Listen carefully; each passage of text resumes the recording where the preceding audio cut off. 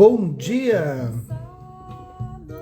Começando mais um Despertando com o Dharma. Hoje é dia 1º de agosto de 2024, uma quinta-feira. Bom dia, Ana Tereza. Bom dia, Carolina. Carla, bom dia, Aparecida. Tudo bem? Bom dia, Tainara. Essa música é com a Letusse. Se chama Êxodo Lunar, a nova MPB. Bom dia, Ângela. Agosto, mês do cachorro louco. Eu ouvia isso quando estava na adolescência. Tô só por setembro. Bom dia, Carol. Como é que tá? Tudo bem?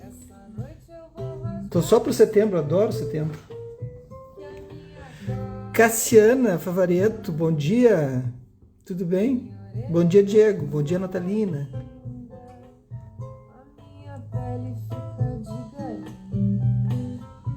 Bom dia, Rosali. Então é isso. Bora lá. Tá todo mundo aí? Todo mundo que tem que estar? Bom dia, César.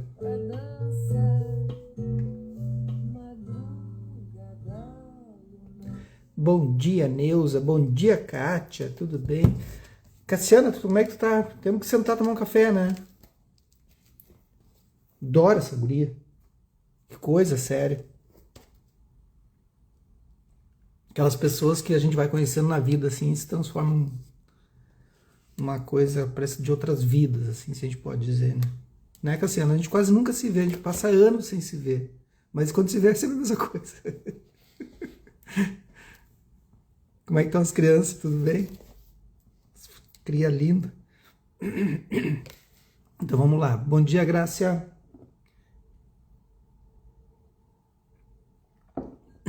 Bom dia, nega. Estamos aqui, ó.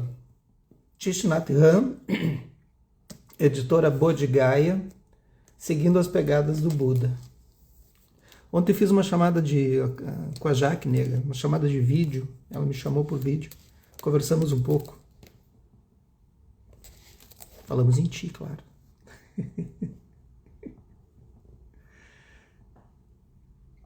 A gente está na página 157, então ele falou sobre os 5 preceitos ontem, né? E aí ele, só para repetir aqui, se Vossa Majestade e todos os graduados oficiais estudarem e observarem estes 5 preceitos, o reino será grandemente beneficiado. Vossa Majestade, um rei, segura o leme do seu país. Bom dia, Geluana. Ele deve viver com consciência e saber tudo o que está acontecendo em seu reino o tempo todo. Se você e aqueles sob sua liderança compreendem e observam os 5 preceitos, os 5 preceitos para se viver em paz e harmonia, então o país de Magadha prosperará. Então o Thich Nhat Hanh tem essa, ele explora bastante assim os preceitos. E uma vez até eu passei nos outros preceitos que ele trabalha. Eu vou ver se eu encontro esse material para passar para vocês. Faz muitos anos, sei lá, uns 8 anos. E bem rico, assim, muito rico. São 16 passos para seguir os treinamentos dos preceitos. E são treinamentos, tá? Então a gente vai cuidando isso, né? Ontem a gente comentou, finalizou sobre os 5. Cheio de alegria, o rei Bimbisara levantou-se e inclinou-se diante do Buda. A rainha Vederi aproximou-se, segurando seu filho pela mão, o príncipe Ajatasattu. Ela mostrou ao menino como juntar as palmas das mãos como um botão de flor de lótus e respeitosamente cumprimentou Siddhartha. Ela disse: Senhor Buda, o príncipe Ajatasattu e 400 outras crianças estão presentes hoje. Você poderia ensiná-los sobre o caminho da consciência e amor? A rainha inclinou-se diante do Buda, que sorriu em retribuição. Ele estendeu a mão e pegou na do jovem príncipe. A rainha virou-se, olhando ao redor, e fez sinal para que as outras crianças viessem à frente. Eram os filhos e filhas de nobres e prósperas famílias e estavam vestidas com seus mais finos trajes. Os meninos, assim como as meninas, usavam braceletes dourados em volta dos punhos e tornozelos. As meninas estavam vestidas com sares brilhantes de várias cores. O príncipe Ajatasattu sentou-se aos pés do Buda, o qual pensou nas crianças pobres da vila. Lembrou, né? Da Swasti, né? Lembrou com as quais partilharam um piquenique tanto tempo atrás, sobre a macieira rosa, em Kapilavastu. Mentalmente, ele prometeu para si mesmo que quando retornasse para casa procuraria por aquelas crianças e compartilharia com elas os ensinamentos também. O Buda falou para as crianças diante dele: Crianças, antes de me tornar um ser humano, vivi como terra, pedras, plantas, aves e muitos outros tipos de animais. Vocês também tiveram vidas passadas como terra, pedras, aves e animais. Então isso está no nosso composto, né? Orgânico. Talvez vocês estejam aqui diante de mim hoje devido a alguma conexão que nós compartilhamos em uma vida passada.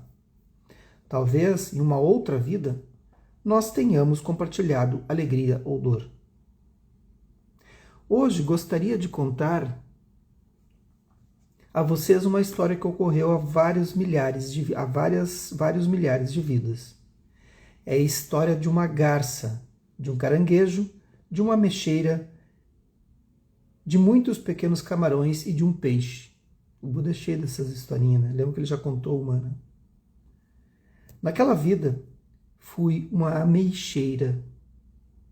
Talvez um entre vocês fosse a garça, ou o caranguejo, ou um dos camarões. Nesta história, a garça era uma criatura perversa e desonesta, que causava morte e sofrimento para muitos outros. A garça também havia me feito sofrer, ou seja, a ameixeira. Devido àquele sofrimento, porém, aprendi uma grande lição, a qual era: se você engana e prejudica os outros, por sua vez, também será enganado e prejudicado.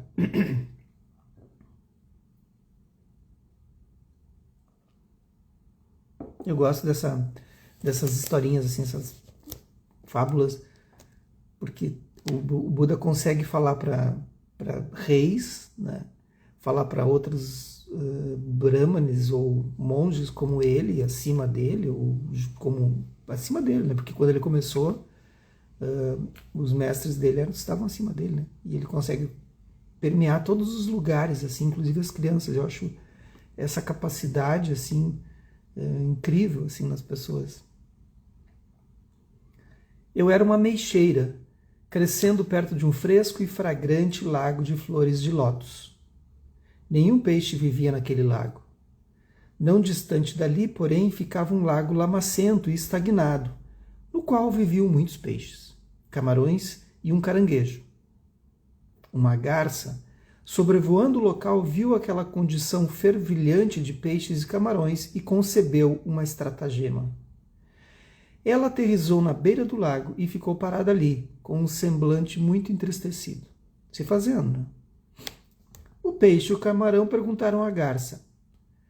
Na verdade, uma garça macho, dizendo: Senhor garça, no que está a pensar tão seriamente? Os peixes e os camarões perguntaram para a garça, né, na beira do lago. Estou refletindo sobre o seu pobre destino nessa vida.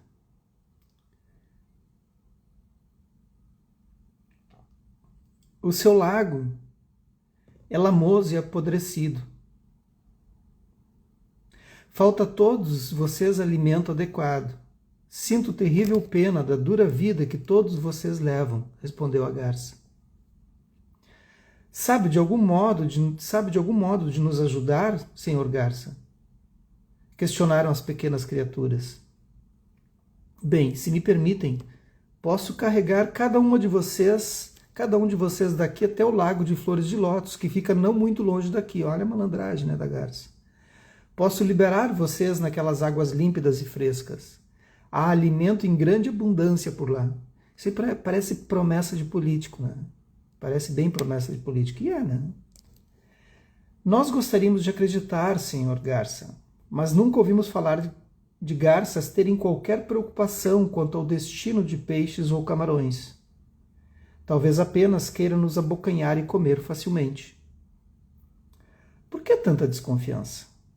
Vocês deveriam pensar em mim como se fosse um tio. Não tenho motivo para enganá-los. Realmente existe um grande lago de lótus não longe daqui, e repleto de água pura e fresca. Se não acreditam em mim, deixe-me voar juntamente com um de vocês para que vejam com seus próprios olhos. Trarei o passageiro de volta para que ele conte a vocês todos se estou ou não dizendo a verdade. Os camarões e os peixes discutiram exaustivamente o assunto antes de concordar em deixar um dos peixes mais velhos ir junto com a garça. Este peixe era resistente e escorregadio. Suas escamas eram duras como pedras. Ele era um veloz nadador que podia também rastejar bem sobre a areia. A garça apanhou-o com seu bico e sobrevoou com ele o lago de flores de lótus. Lá, libertou o velho peixe nas águas límpidas e deixou explorar cada recôndito e fenda do lago.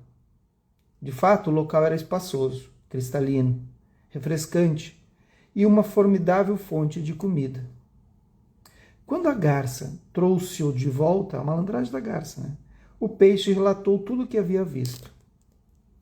Convencido das boas intenções da garça, camarões e peixes imploraram-lhe para carregá-los um por um até o lago. O astuto animal concordou. Apanhou um peixe com seu bico e alçou o voo. Desta feita, porém, ao invés de libertar o peixe dentro do lago, a garça aterrissou perto de uma ameixeira, que era o Buda, né? Ela colocou-o numa forquilha da árvore e dilacerou sua carne com o bico. Depois, cuspiu os ossos sobre as raízes da ameixeira. Em seguida, retornou para buscar outro peixe. Ela devorou da mesma maneira, descartando os ossos aos pés da árvore. Cruel, né?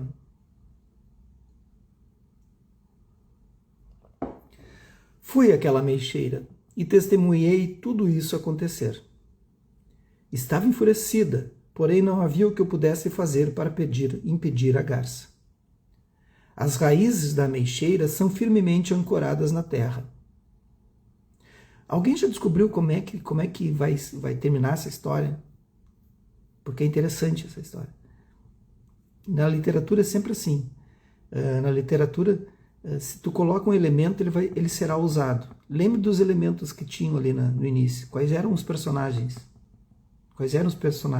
Quem é que vai dar fim na garça?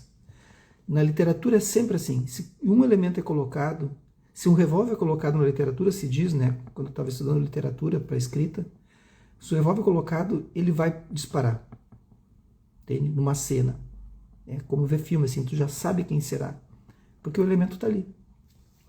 Então aí eu estou cutucando vocês, vamos ver. Não havia nada que uma ameixeira pudesse fazer, além de produzir ramos, folhas e flores. Não podia sair do lugar, não podia gritar para avisar aos peixes e camarões sobre o que realmente estava acontecendo. Eu não podia sequer usar meus ramos para impedir a garça de comer aquelas criaturas indefesas. Eu só podia testemunhar a horrível cena. Então a passividade, né? E muitas vezes é assim, né? Nessas promessas políticas, nessas promessas de emprego, não só políticas, né? Promessas de empregadores, né? E essa passividade que muitas pessoas têm porque elas precisam do emprego. Então é um conto, uma parábola, né? Uma fábula, mas que a gente tem que ter esse olhar também. Cada vez que a garça trazia um peixe no seu bico e começava a rasgar sua carne, eu me enchia de dor. Sentia como se minha seiva secasse e meus ramos quebrassem. Gotas de umidade, feito lágrimas, formavam-se em minha casca.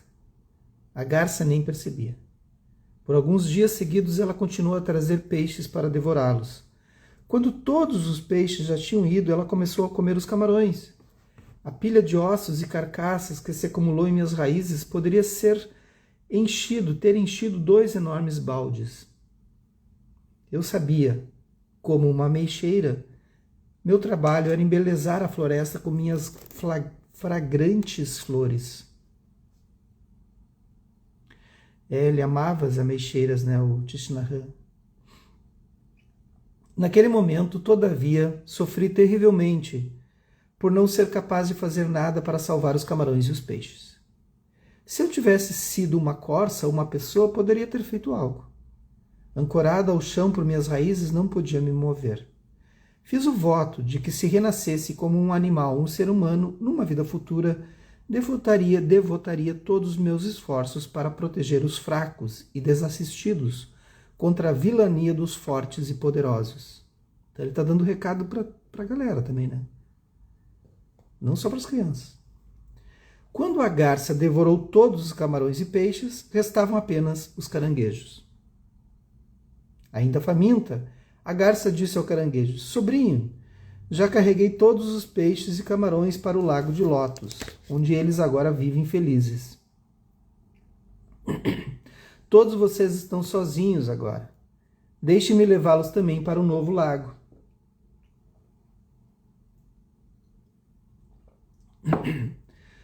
Aparecido escreveu ali: seu monastério na França, o Plum Village, né? Em Bordeaux, chamava Vale das Ameixeiras, exato, Plum Village, Vale das Ameixeiras. Conheceu, né? Tu tinha me contado já. Ainda irei conhecer. Como você me carregaria, perguntou um caranguejo. No meu bico, assim como carreguei todos os outros. Mas e se eu adormecer e cair? O caranguejo era mais malandro. Minha carapaça se partiria em centenas de pedaços. Não se preocupe, eu carregarei com maior cuidado. O caranguejo pensou cuidadosamente. Talvez a garça tivesse mantido sua palavra e realmente levado todos os camarões e peixes para o lago de Lótus. Por outro lado, e se os tivesse enganado e comido a todos? Sempre tem alguém que está ligado, né? O caranguejo imaginou um plano para garantir a sua própria segurança. Ele disse para a garça: tio, temo que seu bico não seja forte o suficiente para me carregar em segurança. Deixe-me prender minhas garras em volta do seu pescoço. Malandragem, né? Para agarrar-me enquanto você voa. A garça macho concordou. Ela esperou que o caranguejo agarrasse em torno do seu pescoço, então abriu as suas asas e saiu voando. Ao invés de levar o caranguejo para o lago de Lótus, ela aterrissou na ameixeira. Tio, por que não me põe lá embaixo no lago de Lótus? Por que aterrissamos aqui ao invés disso? Qual garça seria tão estúpida para carregar um monte de peixes para um lago de Lótus? Não sou nenhum benfeitor, sobrinho. Você vê todos aqueles ossos de peixes e cascas de camarões ali embaixo? Pois é, exatamente onde a sua vida irá terminar também. Tio, peixes e camarões podem ter sido facilmente enganados, mas não pode me pegar tão simplesmente. Leve-me para o lago de Lótus de uma vez, ou eu arranco a sua cabeça com minhas garras. A verdade, gente, é que sempre tem alguém mais esperto que a gente. Essa é a real da vida. A gente se acha super esperto, né? O caranguejo começou a apertar suas grossas garras no pescoço da garça. Tomada de aguda dor, ela chorou. Não aperte tão forte, vou deixá-lo no lago. Num minuto, prometo, não tentar comê-lo. A garça voou para o lago de Lótus, onde pretendia deixar o caranguejo cair na beira da água. Ele, contudo, não afrouxava o aperto no pescoço da garça. Pensando em todos aqueles peixes e camarões tão cruelmente enganados por ela, o caranguejo apertou suas garras mais e mais profundamente em torno do pescoço da garça até decepá-la totalmente. Ela caiu morta. E o caranguejo nadou água dentro. O Buda não é um bom contador de história, né? Porque se ele conta a história para crianças assim, eu acho que as crianças começam a chorar, né? Coisa meio... Não sei se funciona muito. Arrancou a cabeça.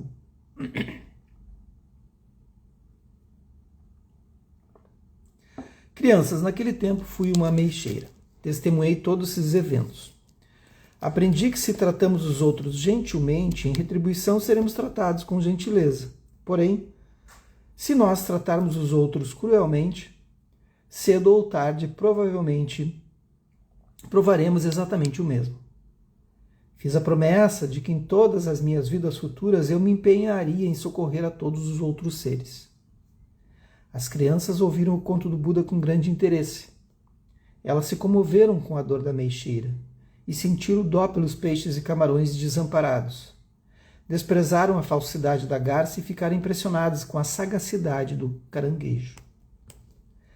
O rei Bimbisara levantou, juntou as palmas das mãos e inclinou-se, dizendo: Mestre, você compartilhou uma igualmente importante lição, tanto para os mais jovens quanto para os mais velhos. O rei estava ligado, né? Nosso reino é abençoado por tê-lo entre nós. Eu gostaria de presenteá-lo e a sua sanga agora com uma oferenda, se você concordar. O Buda olhou para o rei, esperando que ele explicasse. Após um momento de silêncio, ele continuou. Olha que presentinho, que delícia. Cerca de 3 quilômetros de Rajagarha, há uma grande e bela floresta conhecida como Venuvana, a floresta de bambus. Ela é quieta e serena, aprazível e refrescante. Muitos esquilos habitam aquela floresta. Eu gostaria de oferecê-la a você e sua sanga, como um lugar onde possa ensinar e praticar o caminho. Grande professor compassivo, por favor, aceite este presente do meu coração. O Buda refletiu por um momento. Era a primeira vez que a sanga recebia a oferta de terras para um monastério. É muito comum isso, gente. Acontece até hoje, assim, ó, as terras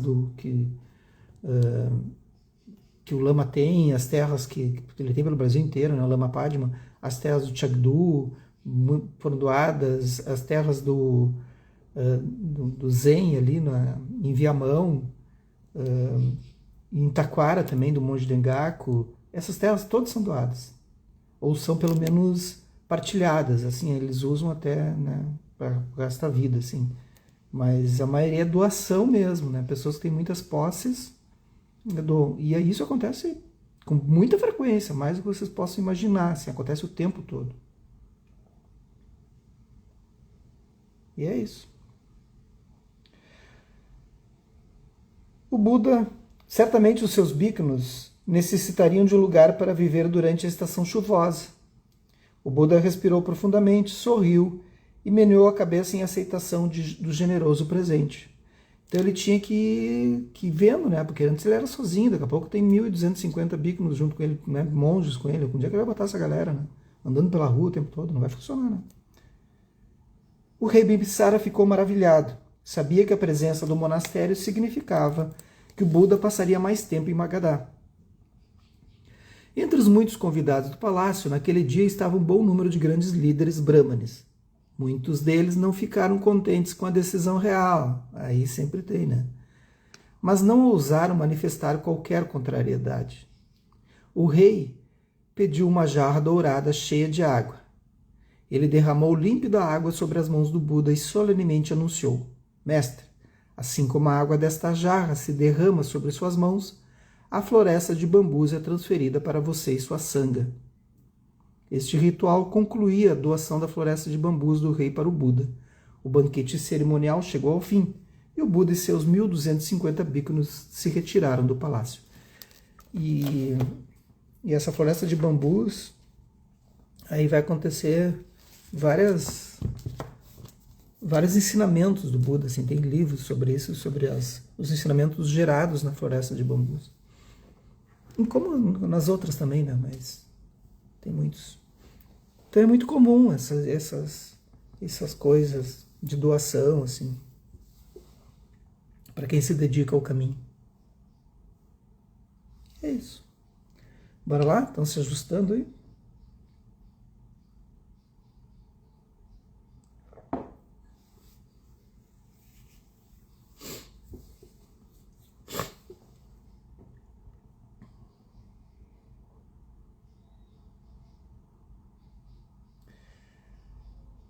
Deixem o corpo assumir uma postura confortável.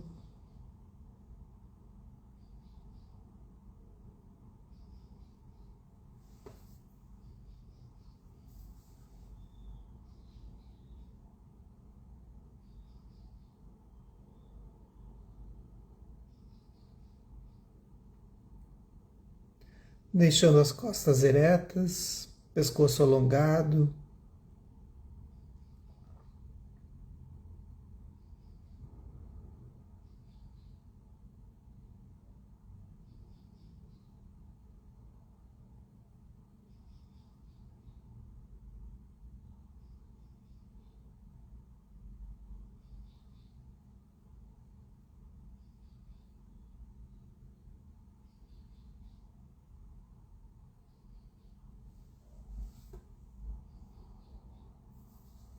Levando atenção às sensações do corpo.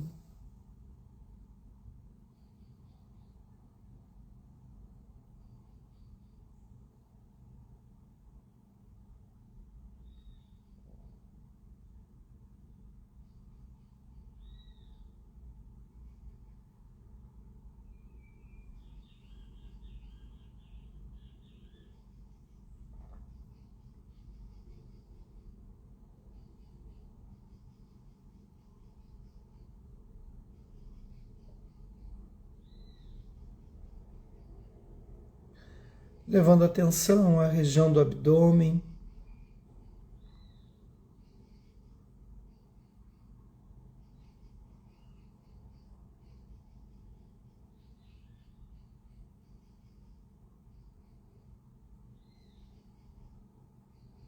Percebendo o ar entrando e saindo nessa região.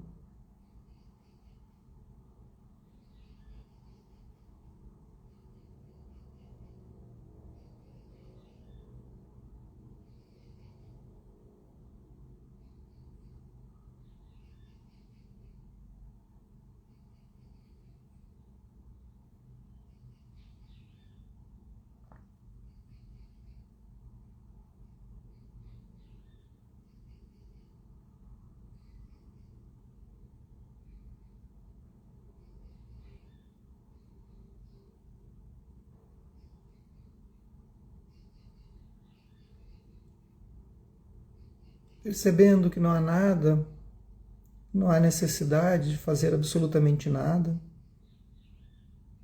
senão apenas observar o que surge.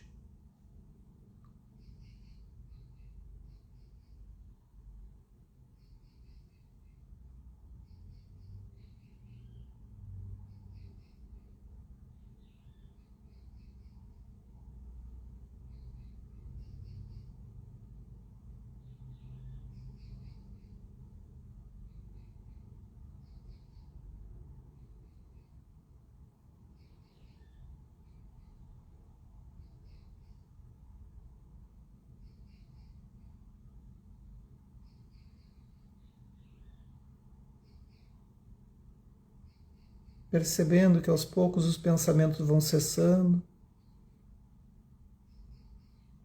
uma certa quietude.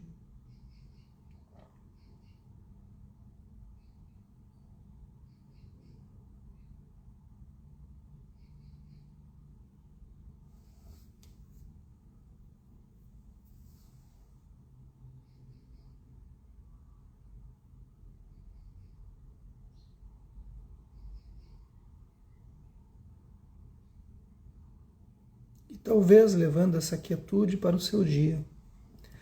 Que os méritos desse nosso encontro, dessa nossa prática, se expandem e toquem a todas, todos, todas, e que nós possamos nos tornar um caminho iluminado. Um bom dia para vocês, uma boa quinta-feira e até amanhã.